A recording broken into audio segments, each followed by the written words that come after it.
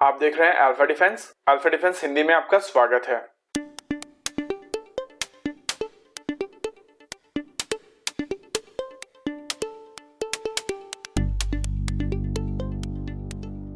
आज के इस वीडियो में हम लोग बात करेंगे नेवल माइंस के बारे में और समझने की कोशिश करेंगे नेवल माइंस से भारतीय नौसेना को कितना ज्यादा खतरा है। इस वीडियो के दौरान हम लोग समझेंगे नेवल माइंस काम कैसे करते हैं, ये कितने प्रकार की होती हैं और क्या कारण है भारतीय नौसेना अब तक बिना माइन स्वीपर्स के काम चला रही है। आमतौर पर नेवल माइंस एक्सप्लोजिव्स होते हैं, यानी कि विस्फोटक जो एक्टिवेट हो जाते हैं जब इनके टारगेट इनके पास आते हैं। हालांकि इनके एक्टिवेट होने के कई तरीके हैं, लेकिन आमतौर पर माइंस कॉन्टैक्ट माइंस होती हैं और जैसे ही इनके टारगेट इनसे टकराते हैं इनमें विस्फोट होता है और टारगेट वहीं नष्ट हो जाता है। माना जाता है कि सबसे पहले नेवल माइन का प्रयोग मिंग डायनेस्टी के दौरान चाइनीज इनोवेटर्स ने किया था। इन चाइनीज इनोवेटर्स ने इसका प्रयोग जापान के खिलाफ किया था और जब जापानीज पायरेट्स चाइना के तट की तरफ आते थे तो वहां पर एम्बुश लगाकर इन माइंस का प्रयोग किया जाता था। हालांकि ये माइंस लकड़ी के डब्बों में रखे हुए एक्सप्लोजिव्स होते थे जिनको पुट्टी की मदद से कंसील किया जाता था जिससे पानी इनके अंदर ना जाए, और एम्बुश में बैठा हुआ आदमी फ्लिंट व्हील की मदद से इनको एक्टिवेट करता था। जैसे ही फ्लिंट व्हील चलता था एक्सप्लोजिव में आग लग जाती थी और उसमें धमाका हो जाता था। जिन लोगों ने सिगरेट वाले लाइटर को देखा होगा उन्हें ये पता होगा कि लाइटर में एक व्हील होता है और उसी व्हील को फ्लिंट व्हील कहा जाता है, और कुछ उसी तरीके की मैकेनिज्म इन माइंस में यूज की गई थी। शुरुआती नेवल माइंस पानी के ऊपर तैरती हुई पाई जाती थी और बाद में इनोवेटर्स ने समझा कि अगर इनको थोड़ा नीचे यानी पानी के अंदर रखा जाए तो ये और ज्यादा घातक हो जाएंगी, और इसीलिए नेवल माइंस में वेट का प्रयोग करके इन माइंस को पानी के अंदर रखे जाना शुरू किया गया। और क्योंकि अब माइंस दिख नहीं रही थी, इनको स्पॉट करना बहुत ही मुश्किल हो गया था। आमतौर पर माइंस को बिछाना एक बहुत ही आसान प्रोसेस है और इसमें बहुत कम पैसा लगता है। वहीं दूसरी ओर माइंस को निकालने में तकरीबन 10 गुना ज्यादा पैसा लगता है। शुरुआती दिनों में माइंस को निकालने के लिए स्वीपर वायर्स का प्रयोग किया जाता था। स्वीपर वायर्स धारदार तार होते थे जो इन माइंस को हार्नेस से काट लेते थे और बाद में इनको लुढ़का कर किनारे कर दिया जाता था। एक बार ये माइंस किनारे आ जाती थी तो गन फायर्स की मदद से इनमें ब्लास्ट कर दिया जाता था और इनको न्यूट्रलाइज कर दिया जाता था। माइंस को बिछाने के लिए सबमरीन्स, शिप्स, मॉडिफाइड शिप्स और एयरक्राफ्ट का प्रयोग किया जाता है। नेवल माइंस एरिया डिनायल के लिए एक बहुत ही कारगर और सस्ता हथियार है। आइए समझने की कोशिश करते हैं अलग अलग तरीकों की नेवल माइंस को, इनके काम करने के तरीके को और साथ ही इनके प्रयोग को। जैसा कि वीडियो के शुरुआत में कहा गया है कि एरिया डिनायल के लिए माइन एक बहुत ही कारगर हथियार है। शुरुआती दिनों में जब अटैकर बहुत ज्यादा ताकतवर होता था और डिफेंडर इतना ज्यादा ताकतवर नहीं होता था तो माइन बहुत ही ज्यादा कारगर होते थे। शुरुआती माइंस ड्रिफ्ट माइंस होती थी। इन माइंस को पानी में डाल दिया जाता था और जब दुश्मन का जहाज इनसे आके टकराता था तो इनमें धमाका हो जाता था।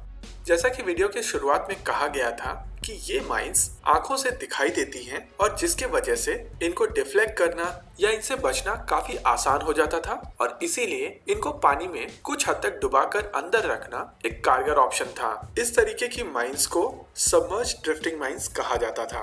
बाद में पता चला कि ऐसे माइंस कोलैटरल डैमेज कर सकते हैं, जिसके बाद हार्नेस का प्रयोग किया गया। अब इन माइंस में एंकर लगा दिया गया था जिसके वजह से ये माइंस ड्रिफ्ट नहीं होती थी और इसलिए इन माइंस को मूर माइंस कहा गया था। आमतौर पर सबमरीन्स पानी के अंदर काफी डीप चलती हैं और ऐसी सबमरीन्स के लिए समुद्र तल पर माइंस को रखा गया था और इनको बॉटम माइंस कहा जाता है। जब इन माइंस का टारगेट इनके एरिया के पास आता है तो इन माइंस के अंदर एक ऐसी प्रणाली होनी चाहिए जिसकी मदद से ये माइंस धमाका कर सके और अपने टारगेट को खत्म कर सके। इस प्रणाली को कहते हैं डेटोनेशन मैकेनिज्म, जिसका अर्थ है वो प्रणाली जिसकी मदद से विस्फोट किया जा सके। शुरुआती माइंस में बैटरी का प्रयोग होता था और इन माइंस की सींगों में इलेक्ट्रोड्स होते थे। जैसे ही कोई वेसल इन माइंस के साथ टकराता था तो ये सींगों में मौजूद इलेक्ट्रोड्स इलेक्ट्रोलाइट के अंदर चले जाते थे और बैटरी चालू हो जाती थी, और तब इस बैटरी की मदद से धमाका होता था। जैसे जैसे समय बीतता गया ये डेटोनेशन मैकेनिज्म बदलती रही और समय के साथ इनमें भी एडवांसमेंट आने लगे। आजकल की आधुनिक माइन अकाउस्टिक, मैग्नेटिक और प्रेशर सिग्नेचर की मदद से अपने टारगेट को पहचानते हैं और उसके बाद इन माइंस में डेटोनेशन होता है। केवल डेटोनेशन मैकेनिज्म में ही नहीं, वॉरहेड्स में भी बदलाव आना शुरू हो चुका था। जहां यूनाइटेड स्टेट्स ऑफ अमेरिका ने वॉरहेड की जगह पे टॉर्पीडो का प्रयोग किया, जिसको कैप्टर कहा जाता था, यानी कि कैप्सूल टॉर्पीडो, वहीं रशिया ने टॉर्पीडो की जगह रॉकेट का प्रयोग किया था।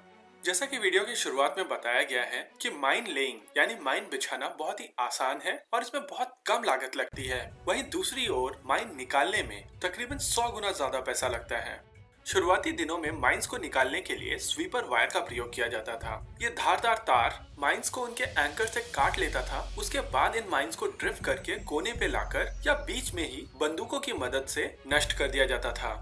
जैसा कि वीडियो में पहले भी बताया गया है कि माइंस में डेटोनेशन मैकेनिज्म कई प्रकार की होती है और इनसे बचने के लिए माइन स्वीपर्स की डिजाइन में बहुत ज्यादा बदलाव आ चुका है।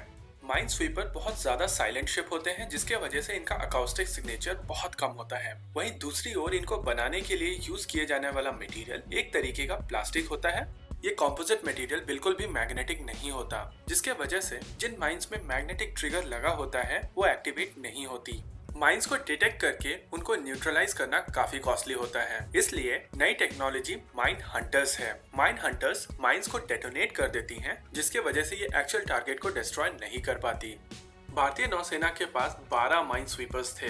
दोनों ही ईस्टर्न और वेस्टर्न नेवल कमांड के पास अपने 6 माइन स्वीपर्स थे, जिनकी मदद से भारतीय नौसेना ये इंश्योर करती थी कि गलती से भी कोई नेवल माइन भारतीय शिप्स की तरफ न आ जाए। लेकिन समय के साथ ये माइन स्वीपर्स पुराने हो रहे थे और इनको रिटायर करना बहुत ज्यादा जरूरी था।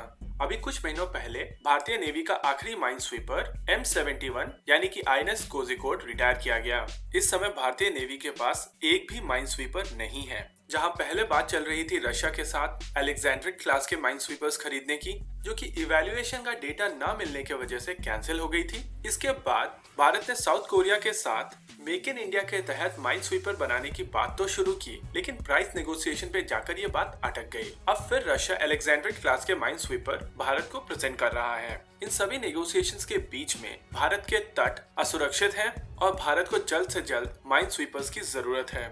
यहाँ पर एक और बात जान लेना बहुत जरूरी है। पाकिस्तान अगोस्ता क्लास की सबमरीन्स ऑपरेट करता है। ये साइलेंट सबमरीन कभी भी भारत के तट पर माइंस ले कर सकती हैं। ये इंडियन नेवी की डेटरेंस है, जो पाकिस्तान ऐसे स्टेप नहीं उठा रहा। ये एक बहुत बड़ा पोटेंशियल थ्रेट है और इसीलिए भारतीय नेवी जितनी जल्द हो सके अपनी माइन स्वीपर्स की जरूरत को पूरा करे।